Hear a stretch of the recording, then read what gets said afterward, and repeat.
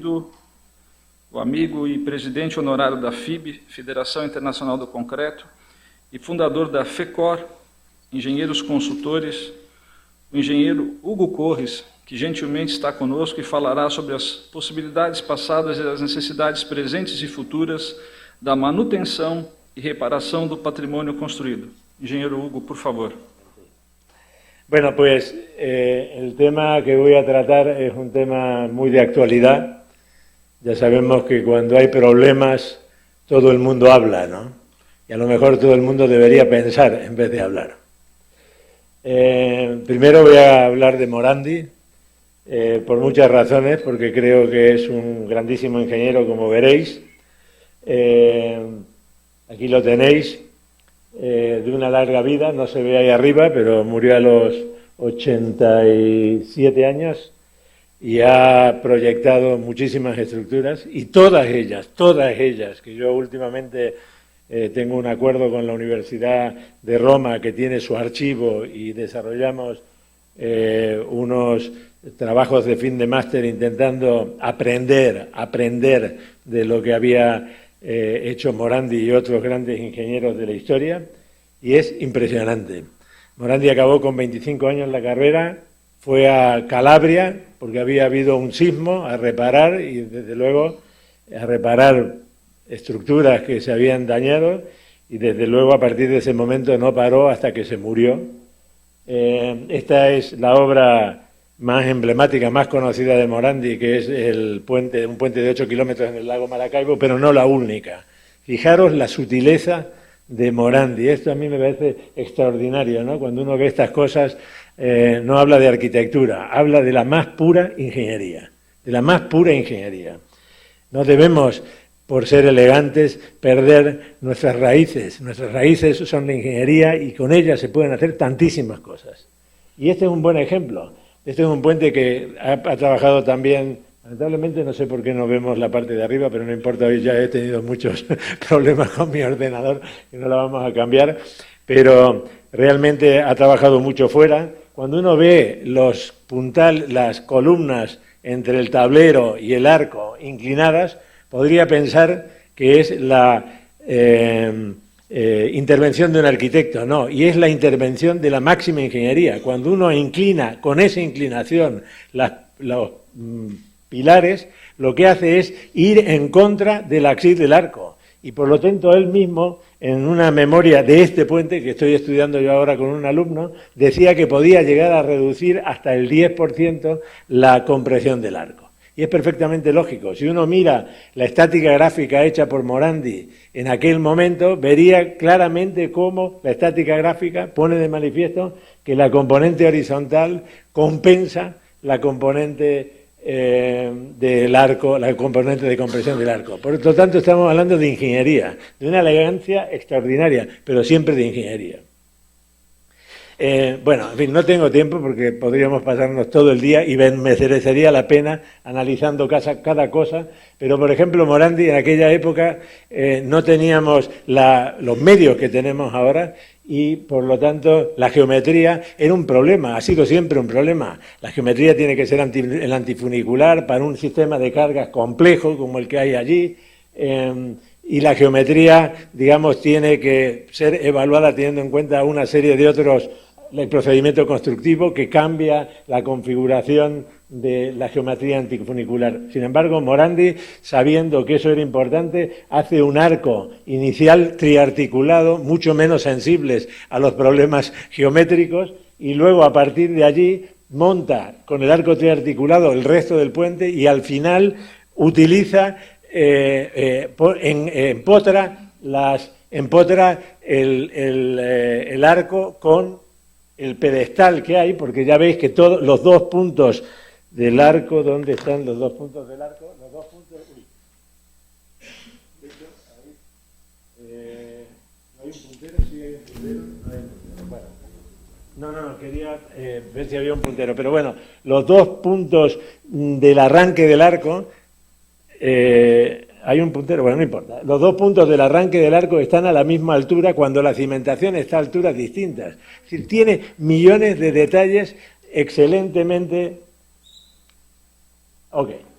gracias, excelentemente tratados. La cimbra en sí misma es extraordinaria y lo que quería mostrar, fijaros estos, son cualquiera que haya hecho fotoelasticidad, yo que soy viejo y que he empezado por allí antes de usar mis primeros, ve que las isostáticas de compresión y las isostáticas de tracción están realmente indicadas en la disposición de armadura.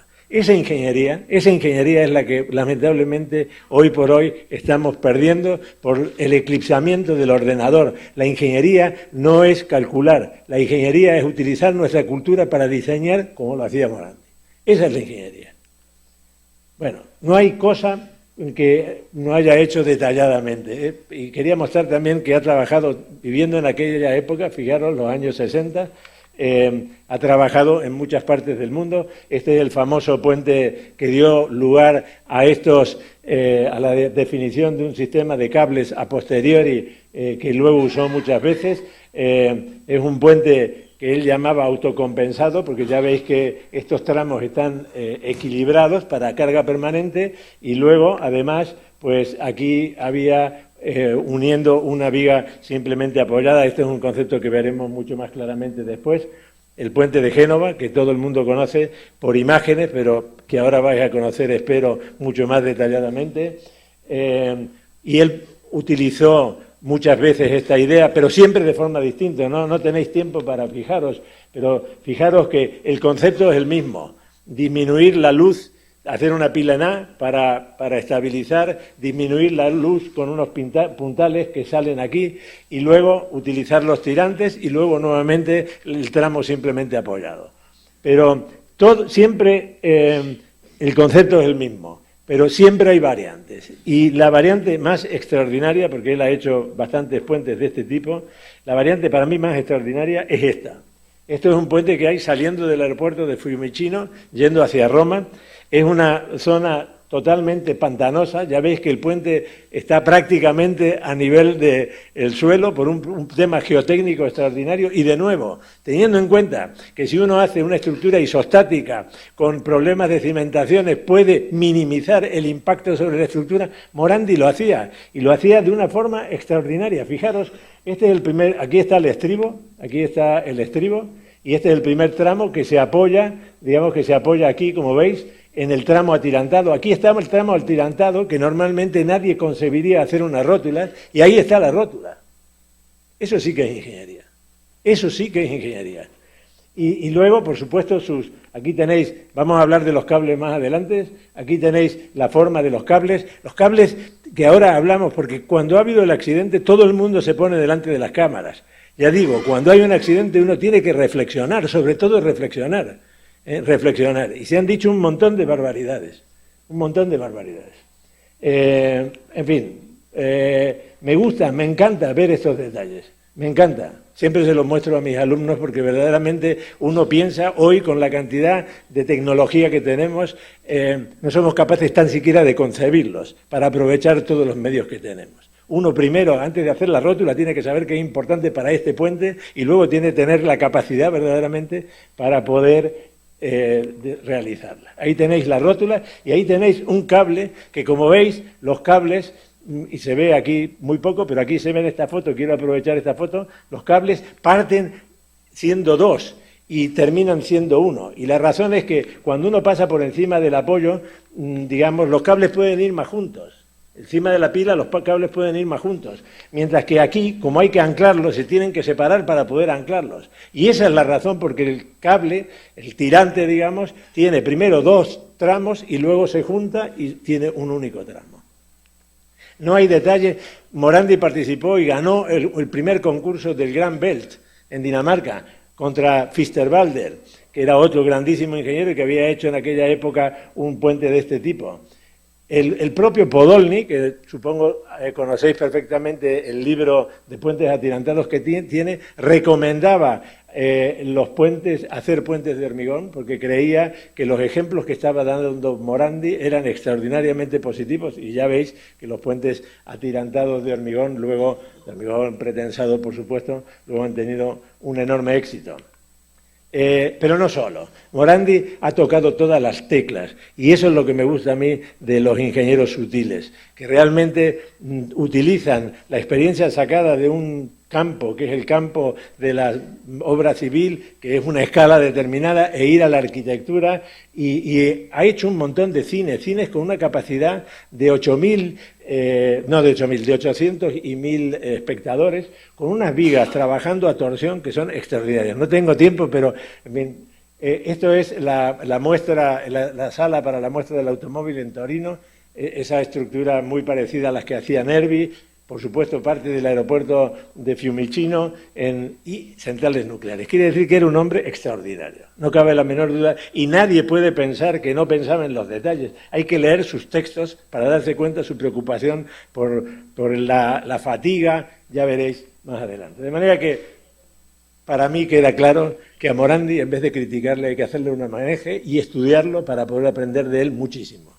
La primera conclusión. La segunda, el viaducto de Génova, un viaducto extraordinariamente complejo. Fijaros, aquí hay una foto que la he traído únicamente para mostrar que esta, que es la que hemos visto todo, no es que luego hayan construido alrededor, sino que habían construido alrededor antes y Morandi tuvo que hacer este puente. Hacer un puente con una complejidad de emplazamiento como ese es extraordinario, no solamente por la definición del puente, sino también por la interacción durante la construcción del puente. No se ve mucho, pero ya veis que tenía muchos viaductos, en fin, este es el viaducto principal, y son estructuras fundamentalmente isostáticas, porque este vano tiene 70 metros, tiene una pila en V y luego tiene una unión entre medio de la pila en V, estos son 70 metros, una unión con una viga simplemente apoyada, y estas tres sistemas autoequilibrados, como él llamaba, en donde efectivamente, de nuevo, hay la pila en donde se apoya el tablero, dos patas para crear, digamos, una zona de momentos negativos allí, y luego el tramo, esto desde aquí hasta aquí son como 85 metros, 36 en la zona central, otra vez otros 85, los vanos son aproximadamente 200 metros. No sé si me estáis entendiendo, espero que sí, y me disculpo de nuevo por no hablar vuestro idioma. Quiero que miréis nada más el poco pretensado que tiene esta viga. Aquí no tiene pretensado, tiene pretensado solamente en esta parte donde están los momentos máximos negativos, y luego del tirante, este es el anclaje del tirante en esta otra parte. Quiero que penséis en eso. Efectivamente, cuando uno ve que se construyó por voladizos, pues se pregunta ¿cómo se puede construir con voladizos sin el pretensado? Y la respuesta se ve en esta foto y en algunas fotos que voy a mostrar después. Estos cables son cables provisionales, fijaros. Por eso es una forma de reutilizar ese material para otras puestas. De hecho, cuando uno estudia se da cuenta que han sido construidos sucesivamente y reutilizado todo ese material, y por supuesto es menos redundante. Por supuesto que es menos redundante. Aquí está el tema de los cables, porque el tema de los cables es extraordinariamente interesante. Ya veis que el anclaje hace que la primera parte de los tirantes pues sean dos secciones transversales como es que están aquí. Hay un grupo de cables interiores que son los cables de los tirantes, y hay un grupo de cables exteriores mucho más pequeños que son los cables que Morandi utilizaba para pretensar y para evitar que se fisurara debido al efecto de la sobrecarga y maximizar el efecto de protección de los cables. Por eso digo que antes de hablar hay que pensar, y por supuesto hay que leer mucho para saber lo que había hecho Morandi. Ya veis. Bueno, estas son unas fotos de la construcción, es increíble, ¿no? Esta cantidad de cables que hay aquí. Bueno, los hormigones y los aceros eran parecidos a los que usamos ahora, más o menos. Hormigones hasta 480 kilos que daban resultados de 520 kilos por centímetros cuadrados. Y una tabla de tensiones que yo me tengo muy estudiado este tema por muchas razones, pero cuando uno calcula las tensiones medias, estas son tensiones medias que había en el hormigón y en el acero para distintos elementos estructurales, pero fijaros solamente en esta, los tirantes. Los tirantes, nosotros utilizamos hoy por hoy los tirantes trabajando al 45% de la resistencia a rotura en términos máximos de servicio. Y si uno divide este valor por el valor del límite elástico del acero, obtiene 47. Quiere decir que verdaderamente no se puede hablar aparte, una cosa que es muy interesante es que si uno tiene un tirante de este tipo, del que estoy mostrando, es muy difícil que la corrosión alcance absolutamente todos los cables al mismo momento. Es absolutamente imposible casi, diría yo. En la misma sección, además. Es decir, que de alguna forma el tirante tiene una cierta redundancia, de alguna forma. Porque si se rompe, teniendo un coeficiente de seguridad de 2,1, activa otros tirantes y por lo tanto hasta que consigue llegar a la rotura del tirante completo, tiene que haber una corrosión exagerada que no se ha observado como tal, hay que cuantificarla, pero no se ha observado como tal. Entonces, pues, bueno, en fin.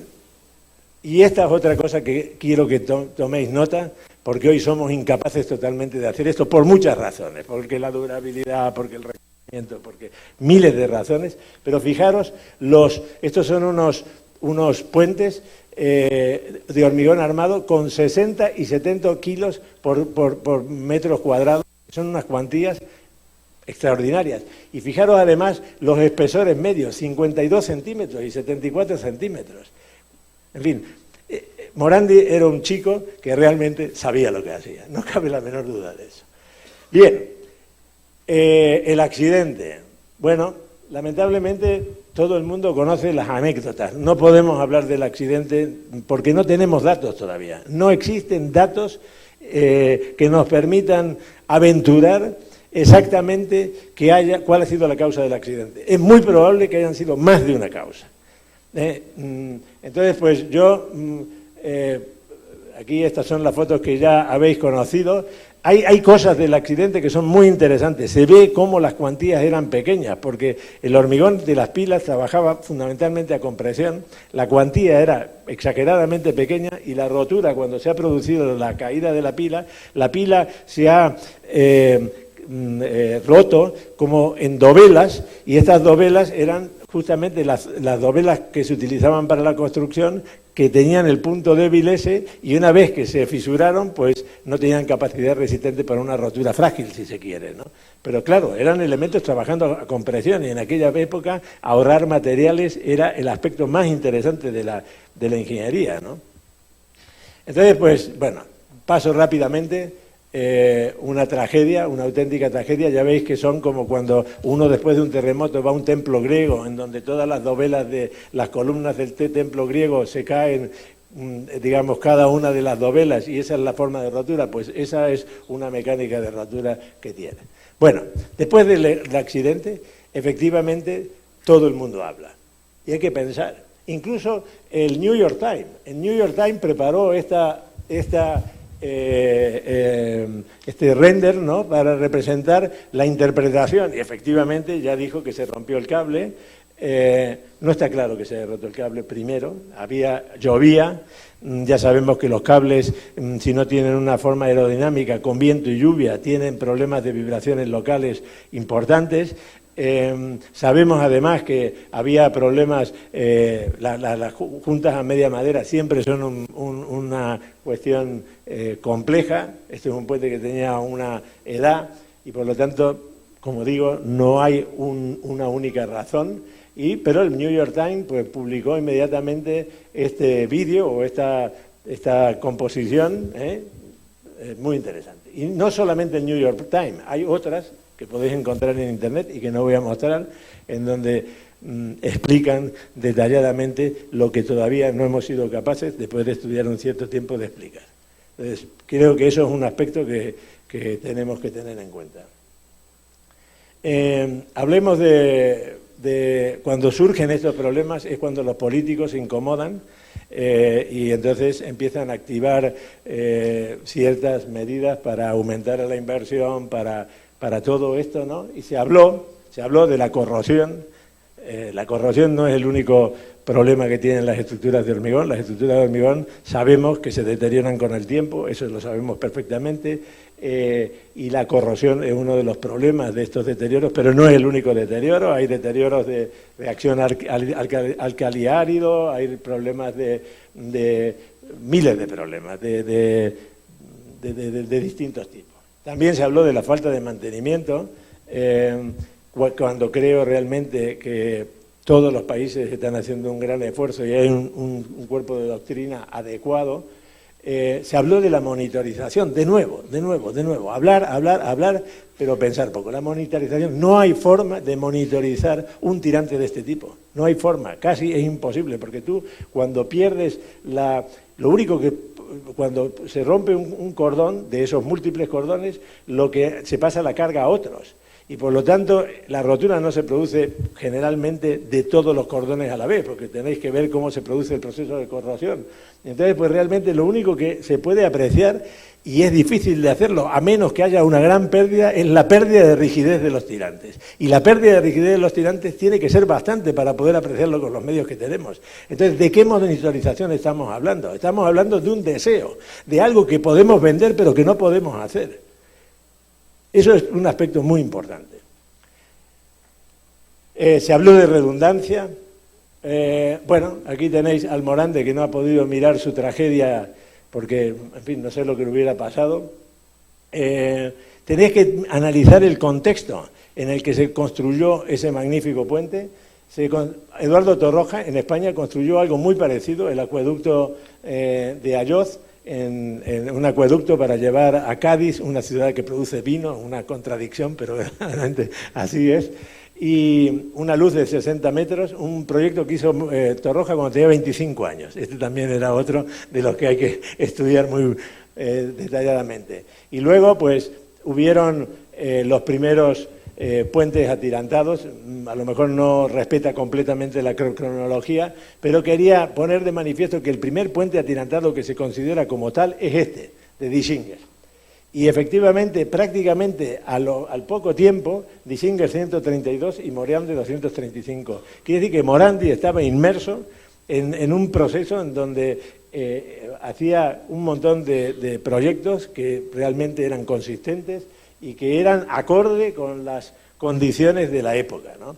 Y a partir de allí,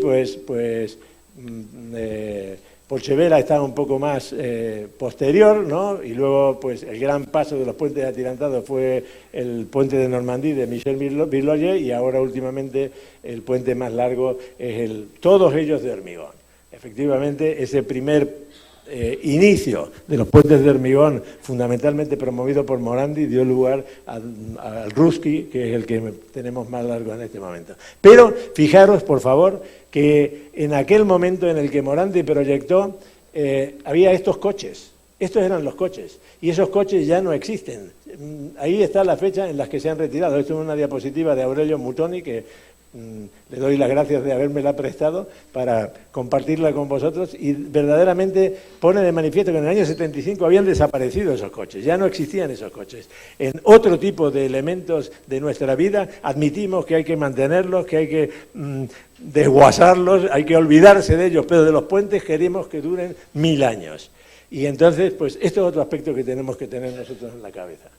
Somos casi dioses, haciendo que nuestras cosas sean útiles más de 100 años, comparado con la cantidad de otros elementos que duran 5, y cada vez la perecidad es más rápida, ¿no? No es cierto que no se hubiera mantenido, había un mantenimiento. Quizá el mantenimiento, y hablaremos de esto, no sé si tengo tiempo, pero hablaremos del mantenimiento inmediatamente, que os voy a dar mi opinión, porque yo también he participado mucho en eso. Y entonces, pues efectivamente, pues bueno, aquí hay una lista de intervenciones que son las más importantes, y efectivamente, pues había un mantenimiento. Lo que pasa es que esto es una autopista súper, con mucho coche, y a ver quién tiene la capacidad, digamos, de decir, ahora la cortamos porque tenemos que mantener, o tenemos que sustituir el puente, o tenemos que hacer... También eso es una decisión en donde, lamentablemente, no es nuestra, pero hay que saber influir, y no, digamos, como una alarma, sino de una forma muy racional, ¿no? Bueno, mecanismos de deterioro. Sabemos muchísimo más de lo que sabía Morandi. Efectivamente, sabemos, ahora hemos incorporado a nuestra cultura la química. Ya no solamente tenemos que saber de estática, de resistencia de materiales, tenemos que también saber de química, y es un aspecto que es importante saber. Uno no puede diseñar si no sabe. La única forma de diseñar bien es saber lo más posible, aunque tenga uno experto que te ayude específicamente, pero tiene que tener el conocimiento suficiente para poder interaccionar. Pero ¿sabemos todo lo que tenemos que saber? Pues no. Y ahora os voy a contar un ejemplo que voy a utilizar varias veces. Esto es un puente en España, construido en el año 83, creo recordar, no me acuerdo, 85 es la publicación, posiblemente en el 83 fuera cuando se construyó. Un puente muy interesante, porque fue el primero de dos que se construyeron, el segundo en Sevilla. Es un puente prefabricado. El padre de David fue el proyector, le digo, el padre de David Fernández Ordóñez, José Antonio Fernández Ordóñez fue uno de los proyectistas, y efectivamente, como veis aquí, estaba constituido por estas dos vigas de borde prefabricadas, unas riostras también prefabricadas y unas vigas doble T que iban apoyadas sobre esas riostras. Es un puente en donde el tablero es completamente prefabricado y se quería, este ingeniero español quería fomentar, ha hecho un gran esfuerzo por fomentar la industrialización. Y efectivamente, pues los puentes tienen problemas. El primer problema que tuvo uno de los cables es que un coche le dio un golpe y bueno, pues estuvimos analizándolo y no tenía grandes problemas, pero el segundo problema, que aquí no, es que un día se rompió este cable. Y entonces, pues nosotros teníamos, en España está dividida en una serie de sectores, los puentes, y nosotros teníamos este sector y por lo tanto nos ocupamos de esta incidencia, ¿no? Entonces, pues inmediatamente quitamos el cable, hicimos una autopsia, porque verdaderamente uno tiene que aprender constantemente y solamente aprender. Porque verdaderamente queríamos saber exactamente qué es lo que había pasado, y lo que había pasado es que al inyectarlo, fundamentalmente, la inyección no había llegado al final, al anclaje. Estos puentes además son de primera generación, por aquí creo que tengo otra foto que no la tengo aquí, pero ya la veréis más adelante. La inyección no había llegado a la parte superior, por lo tanto, digamos, aunque la inyección iba empeorando a lo largo de la altura, iba empeorando la calidad de la inyección, la capacidad de protección ha sido extraordinaria, aún con una inyección mediocre. La parte de abajo era adecuada, la parte de arriba era mediocre y la parte de más arriba era inexistente.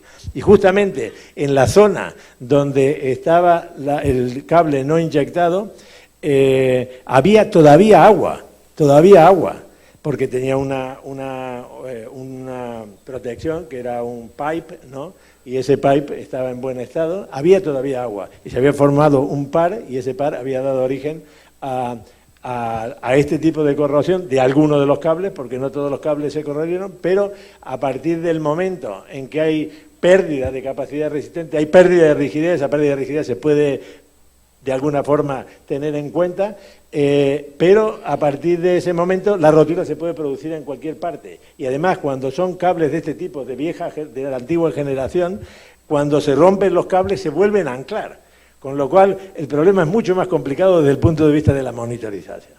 Bueno, en definitiva, en fin, aquí tenéis distintas muestras de cómo con una inyección pobre el cable estaba en buenas condiciones.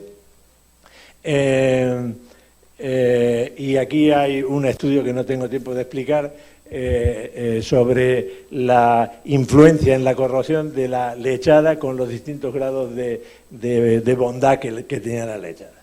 En definitiva, disponemos de más información, pero nunca dispondremos de toda la información. Y por lo tanto tendremos que hacer ingeniería, que es la ingeniería que se ha hecho toda la vida. Y no con el computer, con la cabeza y con el conocimiento. Eso es muy importante.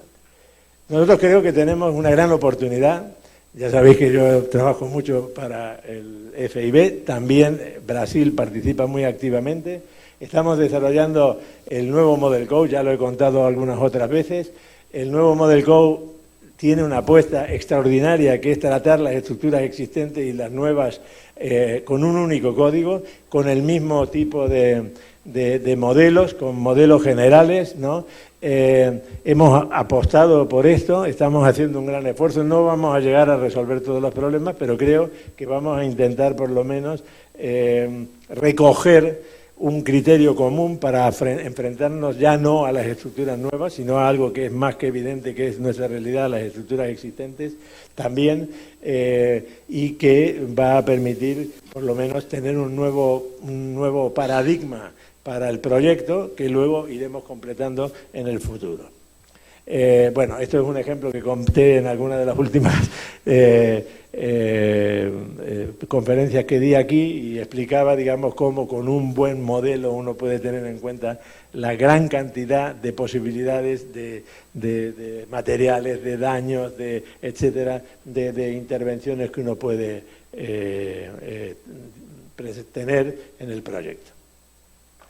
Service Life Structure Management. Desde luego, hasta hace relativamente poco nos preocupábamos solamente por esta parte de la estructura, nos preocupábamos por decidir que había que hacerla, por diseñarla y construirla, pero a partir de aquí nos olvidábamos. Ahora, hace relativamente poco, porque si uno habla de las estructuras de hormigón armado tiene que hablar de 150 años de historia, de esos 150 años, en el último periodo, es cuando más nos estamos preocupando por la vida de las estructuras.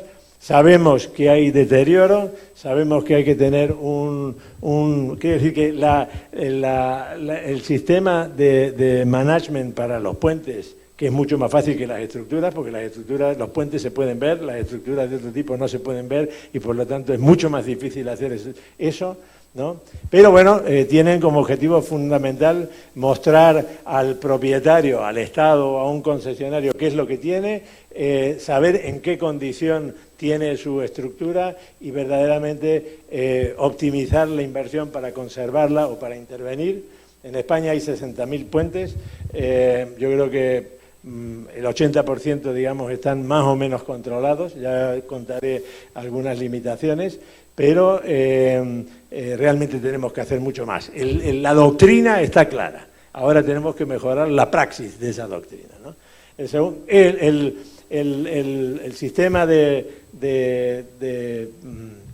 gestión de puentes, como decimos en español, pues es muy parecido a la vida del ser humano. Uno cuando nace tiene un documento nacional de identidad, por lo tanto tenemos que hacer el inventario de nuestras estructuras. Tiene que ser corto, porque desde que tenemos mucha informática parece que tenemos que poner 1.000 millones de datos y desde luego no hacen falta 1.000 millones de datos que nadie ve, igual que en un modelo que tiene 6 millones de grados de libertad, nadie ve todos los resultados, no ve ni el 1% de los resultados que tiene el modelo. Aquí 3/4 de lo mismo. Luego hay que inspeccionarlos, las inspecciones ya es cuando uno va al chequeo cada año y luego a veces cuando va al chequeo te pillan algún defecto y por lo tanto tiene que ir más profundamente, son unas inspecciones más comprometidas, más profundas y finalmente, al final, pues se decide intervenir, recuperar y luego hay que volver al principio para inventariar esa intervención y luego seguir el procedimiento. Y luego, si uno tiene que, por desgracia, que es la tendencia que no queremos morirnos ni que tampoco queremos que nuestros puentes se mueran, hay que hacer una autopsia porque desconocemos un montón de cosas que han ocurrido, cómo hacían nuestros ingenieros del pasado. Por eso a mí me interesa tanto la historia. La historia de la ingeniería la tenemos que conocer porque si no, cuando hicimos con el puente Pensil, efectivamente, lo primero que hicimos era intentar conocer la historia de ese puente, la tecnología que había en ese momento, las acciones que se dieron en cuenta en ese momento, etcétera. Y efectivamente, cuando uno tiene la oportunidad de actuar en una autopsia, realmente luego puede sacar mucha información. Bueno, en fin, está claro que nosotros proyectamos para esta vida, hay un deterioro y ese es un valor nominal, nadie sabe si los puentes van a durar 125 años. Yo, en fin, que llevo 40 años haciendo puentes, realmente no creo que dure 60 más para comprobarlo, espero que sí, pero creo que eso es un concepto claro. Se deteriora todo, no solamente el hormigón, porque hacemos siempre hincapié en el hormigón, pero el acero, vaya que tiene problemas, y nosotros que tenemos puentes muy antiguos, de 1800 años de historia, por lo tanto tenemos que pensar en otro tipo de materiales como son las fábricas, ¿no? A veces, por cuestiones estúpidas, que uno no permite el drenaje, este es el drenaje de un puente, pues empieza a haber problemas y la vida útil disminuye, ¿no? y pueden producirse problemas como en este caso. Este es un puente próximo a Madrid. La filosofía es tener un approach proactivo, en el sentido de investigar, tomar decisiones para tener pequeñas intervenciones, por ejemplo, limpiar los desagües. El agua es un enorme enemigo y de esa forma la línea azul es lo que pretendemos, pero que lamentablemente con la tendencia que hemos tenido a lo largo del tiempo vamos por la verde, ¿no? Este es un compañero, Javier León, también de la oficina y de la universidad. Dice, para hacer un inventario no hace falta decir grandes cosas, para cuando uno con 4 cosas sabe quién es Javier León, ¿no? Su foto, su edad, 4 cosas, ¿no? El tema de las inspecciones es muy importante. Las inspecciones son un trabajo. Aquí estas 2 fotos que he puesto son 2 fotos. Este es Javier León, este es Javier León, que está aquí. Entonces son 2 fotos verdaderamente que muestran la dificultad y lo incómoda que son las inspecciones, de manera que verdaderamente ahí fallamos porque las inspecciones se pagan poco, se hacen con gente que no tiene mucha experiencia, porque tiene que ser delgadito y tiene que ser jovencito para hacer todo eso. Hay que formar a la gente en este tipo de cuestiones y eso es muy importante, importantísimo, es una situación importantísima. Es imprescindible tener una formación previa a ir a un puente. En nuestra oficina, cada vez que vamos a hacer una inspección de puentes, analizamos cuáles son los puentes que hay y instruimos, porque no voy yo, desde luego, ¿no? Yo voy cuando hay algún problema, pero cuando tienes que formar muy bien es cuáles son los daños que hay que ver, cuál es la importancia que tiene el daño. Si vas a un puente de vigas hay que ver los apoyos, que puede ser una cosa que falla con mucho más frecuencia. Tiene que haber una información, porque si no, se hace el esfuerzo, mal pagado además, y el resultado no es bueno. Hay que transformar, tenemos que transformar esto mucho. Y esto es un ejemplo. Nosotros hemos escrito, tenemos detalles de daño que llamamos para, bueno, coleccionar distintos problemas que hemos ido encontrando a lo largo del tiempo y para poder formar a nuestra propia gente, ¿no? Y lo que es interesante es que si uno no siempre se hace, aquí está la composición que tienen los puentes españoles, digamos, la mayoría de ellos son de hormigón, hay muchos depende de si son de ferrocarril o son de carretera y tal, hay muchos de fábrica, hay un porcentaje mucho más pequeño de acero o de material de acero y hormigón. Bueno, y lo que es importante que tenemos la mayoría de nuestros puentes son viejos.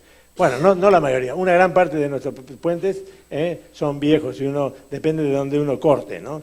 En cualquier caso, lo que quiero decir es que realmente los puentes que tienen problemas, si uno los inspecciona bien, si tienen problemas para actuar inmediatamente, son pequeños. El porcentaje de esos puentes es relativamente pequeño. Es del orden del 2 o el 3%. Pero claro, para poder saber eso es imprescindible tener una buena inspección. Bueno, se busca con esta inspección un número.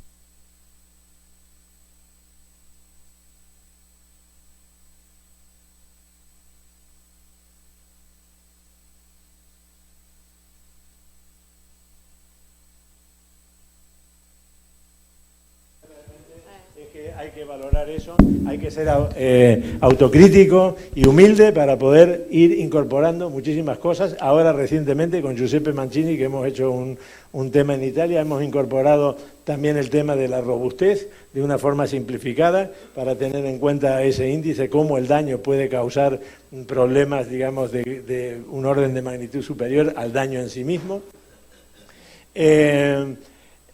Luego, cuando en el 2% de esos puentes se puede hacer una inspección especial, una inspección que puede llevar ensayos, y hay que tener mucho cuidado porque las inspecciones y el assessment de los puentes requiere un enorme cuidado y muchísimo trabajo, a veces mucho más trabajo del que se hace para los puentes nuevos, ¿no? Y finalmente, si hace una intervención, pues con la intervención lo que se consigue es que se restablece la capacidad del puente y empieza de nuevo el mismo proceso. De manera que, lo que hablaba antes de las autopsias, esta es uno de los muchos cuadros antiguos que estaban las lecciones de anatomía, se llamaban, cuando destripaban algún muerto, ¿no?, de la cual se aprende. Nosotros también podemos aprender. Cada vez que se va a abandonar un puente, nosotros queremos ensayarlo. Este es un buen ejemplo, ¿no?, de un puente de fábrica, porque uno no sabe, digamos, cómo son los rellenos, si los rellenos contribuyen a transmitir compresiones. En fin, hay un montón de información que podemos sacar y, por supuesto, en puentes más nuevos, cuando uno tiene un problema, nuevamente se puede analizar el tipo de acero. Ese es el mismo acero que supongo se habrá utilizado en tantísimos otros puentes, de manera que la autopsia, eso que dicen, voy a deteriorar, voy a llamar a alguien que me demuela todo y yo me voy, eso no se puede hacer. Uno realmente tiene que aprovechar ese momento, porque datando el puente ya tiene un montón de información. Bueno, en definitiva, esto, por otra parte, en países ricos, pues ha dado lugar que, por ejemplo, este es el porcentaje de intervención de la inversión, cuál es el porcentaje que se dedica a la obra antigua, ¿no? Hasta el 28% en Japón. Estos son datos de Tadao, de Tamon Ueda, un profesor de Japón. Esto es la información que tenemos de Corea, y efectivamente también del orden del 30%, parece que en Estados Unidos es un poco mayor, pero en definitiva se ve claramente que hay una tendencia a aumentar el mantenimiento y los esfuerzos para mantener nuestras estructuras. En Europa hay un problema extraordinario, solamente por el accidente, sino porque el tráfico ha aumentado, las cargas han aumentado, los puentes se han hecho mucho más viejos, y si tuviéramos que sustituir todo nuestro patrimonio, cometeríamos el mayor agravio al sistema del planeta, porque tendríamos que utilizar nuevamente un montón de materiales y no sabríamos en qué utilizar todos los escombros. De manera que es un problema extraordinario que tenemos que enfrentarlos todos con inteligencia. Bueno, el riesgo es muy interesante, es muy, muy interesante. No el riesgo, y aparte me quedan 7 minutos, no sé cómo lo voy a hacer, pero en definitiva, el riesgo, en fin, es de distintas cuestiones: probabilidad, vulnerabilidad y la exposición a las pérdidas, ¿no? Por suerte, esto es un dato de Jen, ¿no?, que era un asesor de la ASTO, y efectivamente pues pone de manifiesto que si uno analiza los problemas estructurales, no son los más protagónicos en los accidentes. Muchas veces son más protagónicos algunos efectos medioambientales, el sismo, la socavación, las avenidas, etcétera, etcétera. De manera que esto pone en manifiesto, digamos, que tenemos que concentrarnos no solamente en definir bien nuestras estructuras, sino de analizar bien la probabilidad de los eventos excepcionales, ¿no? El riesgo se ha ido bajando. Este es el riesgo que ha bajado en los coches. Los coches ahora son mejores, las carreteras son mejores, y por supuesto los conductores, y nadie puede conducir borracho, etcétera, y el número de muertos en carretera ha disminuido enormemente. El riesgo ha bajado. Esto es una tendencia que existe en muchos otros campos. Aquí se ve el campo de los puentes, ¿no? El campo de los puentes, que es el verde, ¿no? Hay una tendencia a la baja, pero os voy a contar otra anécdota de este puente. Cuando nosotros vimos que se había roto ese tirante, inmediatamente pensamos, ¿qué vamos a hacer con el puente? No nos podemos, se ha roto uno, se pueden romper todos.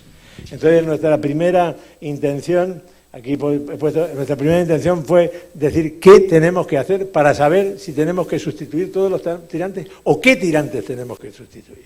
Y entonces, pues, una cosa que quiero que veáis es que estos puentes antiguamente tenían un sistema de anclaje muy distinto al que tenemos ahora. Ahora tenemos unos anchor box que son metálicos, que van encima de la pila, y en cambio aquí ya veis que atraviesa la pila, de manera que uno, si quiere investigar, puede investigar en la parte que está al aire, no puede investigar nunca en la parte que está aquí, porque no hay espacio para meter prácticamente nada. Con lo cual, esto lo quiero decir para que sepáis que nuestras limitaciones son enormes aún, enormes. Pero no solamente eso, nosotros inmediatamente vimos esto y luego, bueno, aquí se ve más claramente.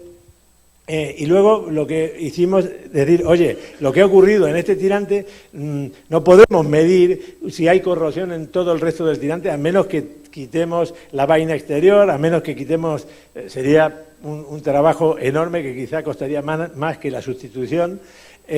Lo que sabemos es que si hay hueco, puede haber corrosión. Entonces nos intentamos buscar un sistema para ver si podíamos identificar si había hueco. Y entonces llamamos a todo el mundo que tenía sistemas y todo el mundo nos dijo sí, contundentemente. Estudiamos todos estos sistemas. Y en la escuela, este es el laboratorio nuestro de la escuela, creamos un tirante en donde la parte inferior, nadie sabía esto de lo que iban, la parte inferior estaba bien inyectada, la parte intermedia estaba vacía y la parte exterior estaba mal inyectada. Llamamos a todo el mundo y nadie pudo fehacientemente determinar eso que estamos diciendo, si era hueco o no era hueco. Ya no si se podía realmente saber si estaba corroído, cuál era el grado de corrosión, etcétera, etcétera. Entonces, pues, luego, además, esta foto pone de manifiesto la enorme dificultad que tiene hacer eso, digamos, en todos los tirantes. Imaginaros que uno tiene el tamaño que tiene el sensor, que tiene que ir recorriendo todos los tirantes, que llega hasta arriba y que no va al sitio donde posiblemente tenga los problemas, que es el punto más alto, en donde la inyección tiene más probabilidad.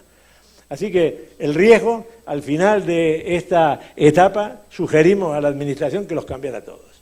Y la razón de que los cambiara todos era que fundamentalmente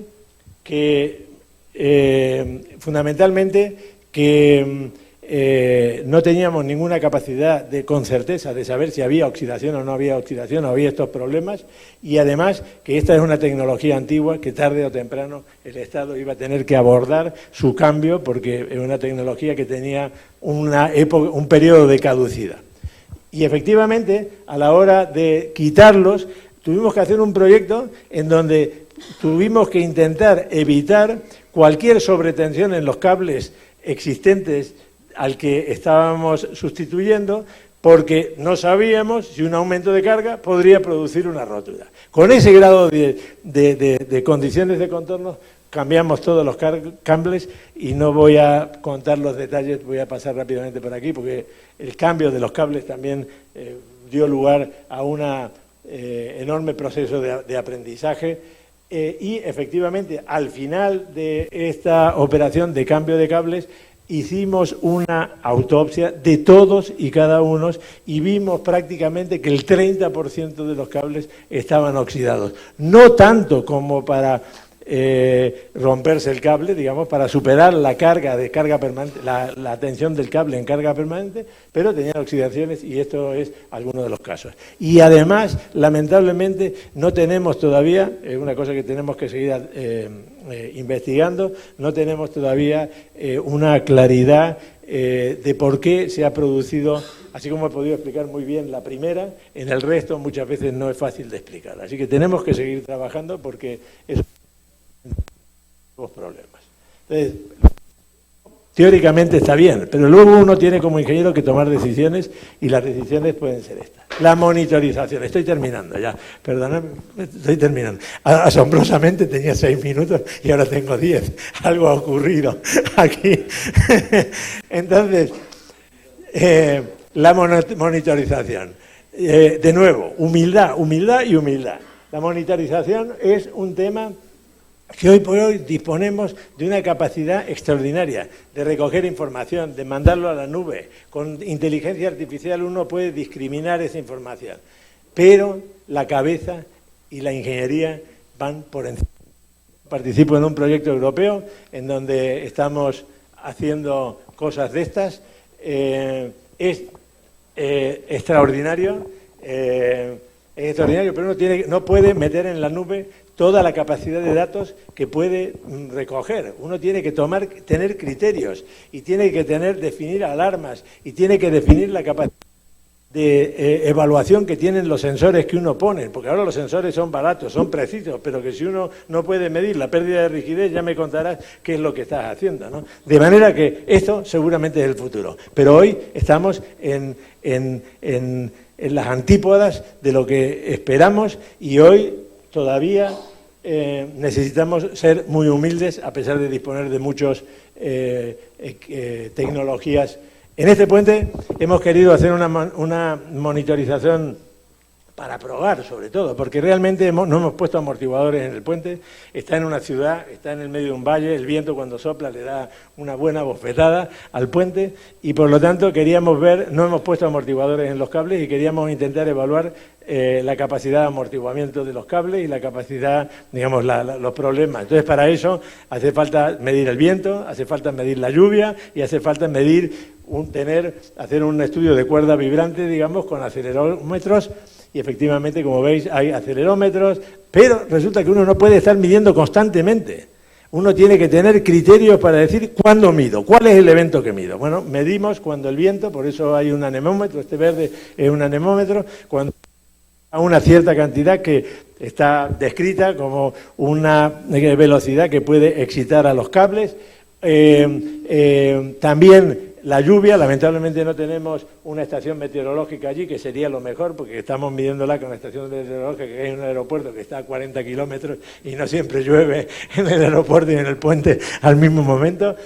Eso tenemos que mejorarlo. En fin, prudencia y mucha humildad, porque verdaderamente haremos mucho más si somos capaces de pensar, de recoger datos. Yo pienso que la monitorización tiene que llegar el lema de la Bauhaus: menos es más. La menor cantidad de sensores, bien pensados, bien controlados, es mucho mejor que tener infinitos sensores que sus resultados. Bueno, y ahora, en fin, ahí tenéis registros, pero lo que quería decir, robustez.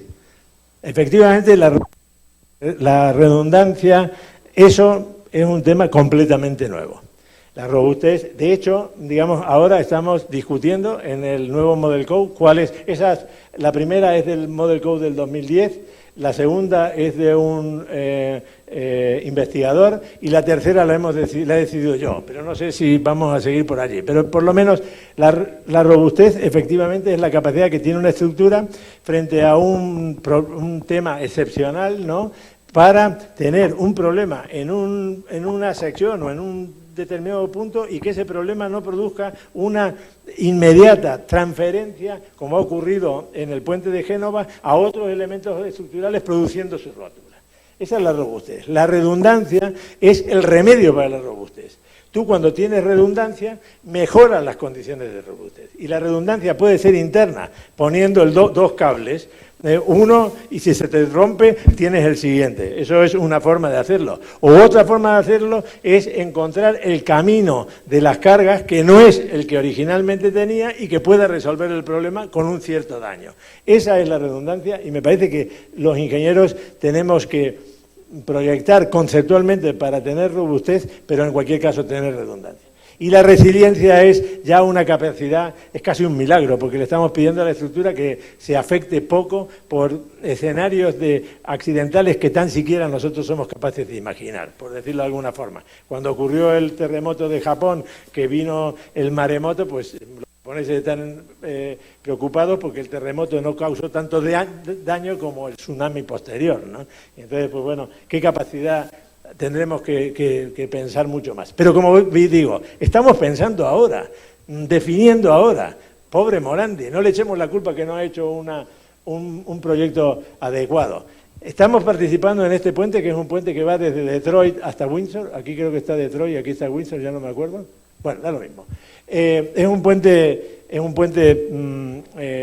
que tiene 856 metros, igual que Normandía, ni uno más ni uno menos, salió así. Es un puente con un tablero compuesto y efectivamente aquí las exigencias y requerimientos de proyectos respecto a la redundancia son extraordinarios. Un ejemplo nada más. El elemento accidental o el estado accidental que se tiene en cuenta es una rotura frágil. Por supuesto que hay que tener en cuenta la fractura, la mecánica de fractura, por supuesto que hay que tener en cuenta la fatiga, pero además de todo eso, si se produce, ¿qué es lo que ocurre? Y cuando uno tiene una rotura frágil, pues efectivamente, si tienen en una viga I-beam, ¿no? Si tiene una rotura en la platabanda inferior, esa rotura se prolonga en el alma y se prolonga en la platabanda. Hay millones de dudas. Sin embargo, efectivamente, estamos tirando por la calle el medio, como decimos en España, y buscando una solución a esos problemas. De manera que las estructuras nuevas en el futuro, desde luego, y estructuras de este tipo, van a tener una gran implicación de esto. Y algunas otras veces, como por ejemplo, esto es una diapositiva que he usado de Akio Kasuga, en Japón detectaron que en los años 60 se habían construido puentes que tenían un vano muy corto y por lo tanto si se rompía el tie down allí pues iban a tener problemas y los japoneses son unas personas serias, efectivamente esa es la forma que el riesgo, pensaron en resolverlo con un nuevo tie down, pero luego para aumentar la robustez, porque eso resolvía el problema, pero no resolvía el problema de la robustez, pensaron distintos, poner una pila en el medio, poner un arco en el medio y fijaros lo que hicieron, un arco. Eso es una forma de aproximarse que posiblemente no todos los países tengamos capacidades de hacer, pero también es otra posibilidad. Termino, finalmente. Morandi. Tenemos que estudiar más a Morandi y tenemos que intentar parecernos más a él con la tecnología que disponemos hoy de dos. Es una maravilla. Yo cuando veo la ingeniería que hacemos y veo la ingeniería que hicieron, siempre digo, ¿cómo es posible que no nos podamos acercar tan siquiera un poco? Esa es mi reflexión. Otra reflexión más. Estamos exigiendo a nuestras estructuras cuestiones extraordinarias y eso está bien. Nos produce nuevos desafíos, pero a su vez tenemos que ser conscientes de que si la gente de los automóviles que produce un prototipo y lo vende 100 millones de veces, nosotros tenemos un prototipo cada vez, es posible alcanzar ese nivel de performance que nos pide la sociedad. Y si no es posible, ¿cómo transmitírselo para que realmente la sociedad sea consciente de lo que tiene? Hay que trabajar en la síntesis del conocimiento. Y desde luego yo creo que el FIB está haciendo ahora... Bueno, yo después de ya no voy a dedicarme a muchas cosas más, pero a del 2020 desde luego lo pienso dedicar muchísima energía y os invito a que por favor colaboréis porque creo que es una gran posibilidad para que todos tengamos una referencia mejor, ¿no? El futuro hay que verlo con entusiasmo, pero también con precaución. Y no nos olvidemos, esta es una diapositiva que he puesto muchas veces en todas partes donde voy, humildad, sabemos muy poco. Mirad, esto es lo que decía el presidente de los ingenieros civiles, ¿no? Que en el año 49 y decía, esto es lo que sabemos que no sabemos y todo lo demás es lo que ni sabemos que no sabemos. De manera que sabemos muy poco. Y además hemos empeorado mucho. Producimos papel, no producimos ideas. Y nuestra obligación, ingeniero, es ingenio, es producir ideas. Este es un puente de Mayar, reparado, construido en el 36. Esta es la memoria de cálculo que tenía el puente de Mayar. No es esta caja, es esta carpeta que está aquí, ¿no? Que es mucho más pequeña que la caja en sí mismo, ¿no? Y esto es lo que tuvo que hacer un grandísimo ingeniero, muerto ahora, que acaba de construir en el Bósforo, en Turquía, un grandísimo puente, ¿no? Jean-François Klein, es lo que tuvo que hacer su oficina para reparar este puente. Ese es el camino equivocado. Gracias. Muito bem, vamos abrir então espaço para perguntas. Peço que levantem a mão e se apresentem para as questões. Por favor.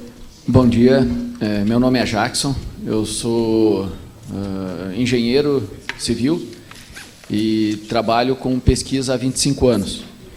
E achei a sua palestra incrível por vários motivos.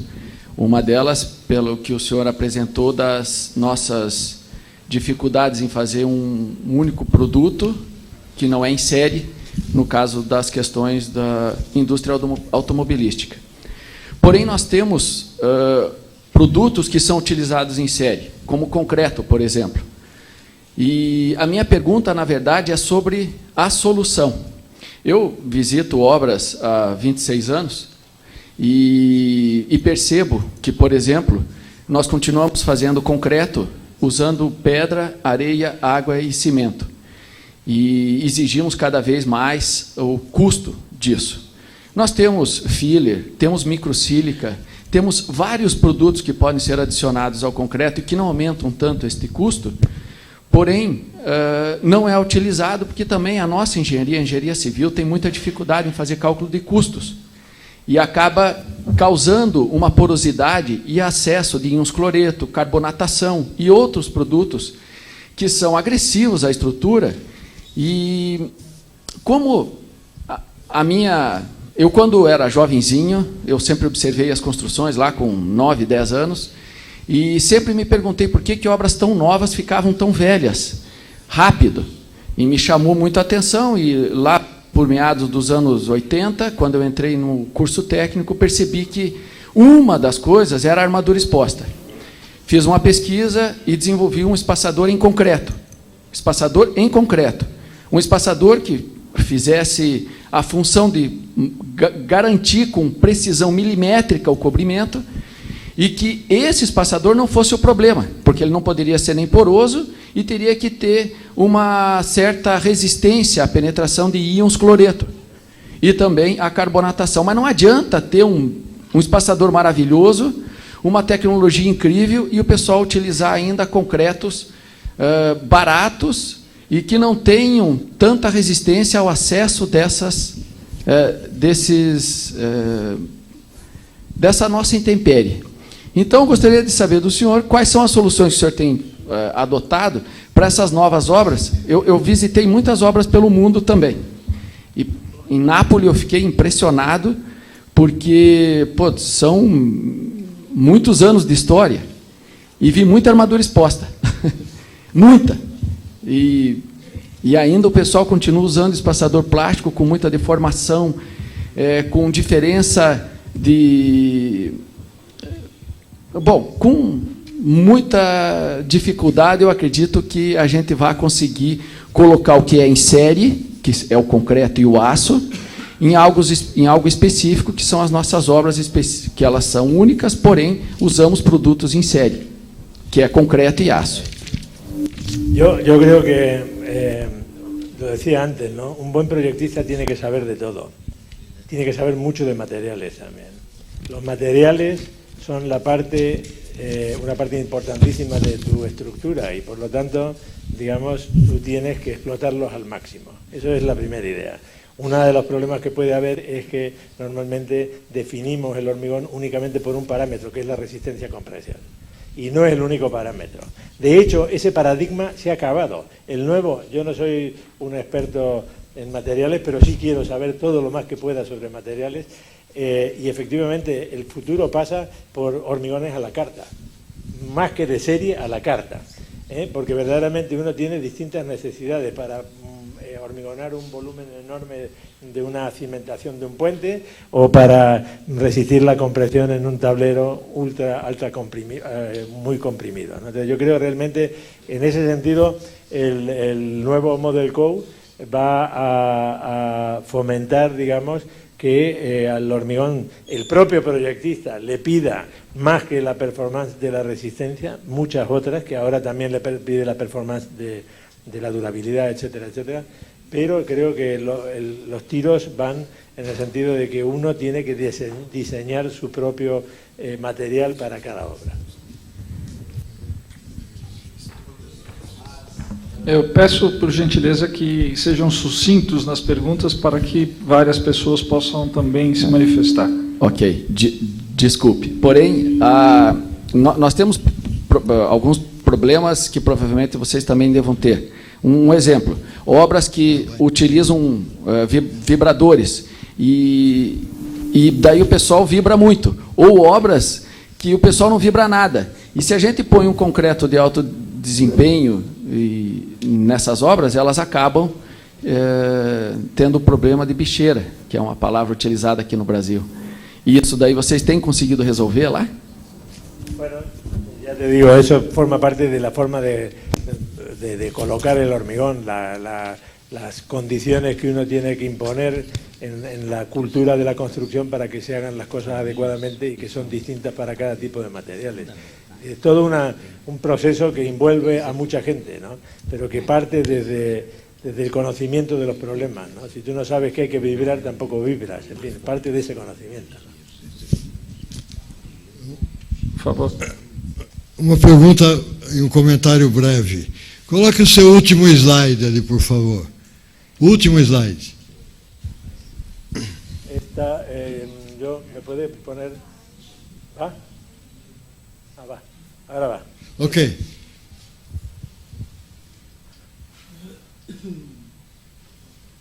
¿Ahora? Yeah. Obrigado. Nós aqui no Brasil vivemos vários problemas dramáticos. A documentação de projeto, da minha experiência pessoal, eu diria, não existe essa estatística, mas eu diria que em 90% dos casos não existe um único documento sobre o projeto. Não recuperam, não se recupera normalmente, da minha experiência. Então temos que construir tudo aquilo que está lá, sem conhecer nada de cá. Inspeção nas fontes é sabido, é o grande drama que se vive hoje. Não há quase relatos de inspeções bem feitas e muitas inspeções que nunca foram feitas. Não, que comentário o senhor faria, brevemente? Yo no creo en los papeles, yo creo en la ingeniería. Yo creo que uno hace cálculos para justificar lo que ha pensado previamente. No se pueden hacer modelos de un concepto que uno no tenga previamente. Primero hay que definir el concepto y luego, con lo cual, digamos, cuando uno analiza una memoria, yo no conozco esta memoria, pero sí conozco la memoria de Morandi, de ese puente arco que te digo, porque la estoy estudiando muy detalladamente, y efectivamente tiene 32 páginas. 32 páginas. Tengo otro ejemplo, el puente atirantado de 440 metros que hizo el padre Miranda, que nosotros ahora tenía 19 metros y ahora lo hemos pasado a 40 metros en un proyecto de extensión, también tenía una memoria pequeñísima, no me acuerdo, 60 páginas, por ejemplo, y no había ningún problema serio que no estuviera estudiado en esa memoria. De manera que yo creo que uno tampoco, cuando uno tiene que realmente la documentación que deja, efectivamente, no hay costumbre de mantener la documentación y uno no encuentra toda la documentación que le hace falta para poder hacer un assessment de la estructura existente, etcétera. Pero creo que lo que producimos ahora son miles de resultados que nadie ve, estoy preocupado en mi propia oficina. Mi único ordenador es ese que utilizo para escribir y dar conferencias, y mi segundo elemento básico es esta. Tengo muchas de estas, y todo lo que no pueda calcular aquí, que me sirve para controlar a todos los programas que hacen miles de personas en mi oficina. De manera que las ideas, hay que fomentar, digamos, las ideas. Y la ingeniería bien usada no hace falta que pida permiso a la arquitectura para ser bella. Lo será, como todas estas obras que hemos visto.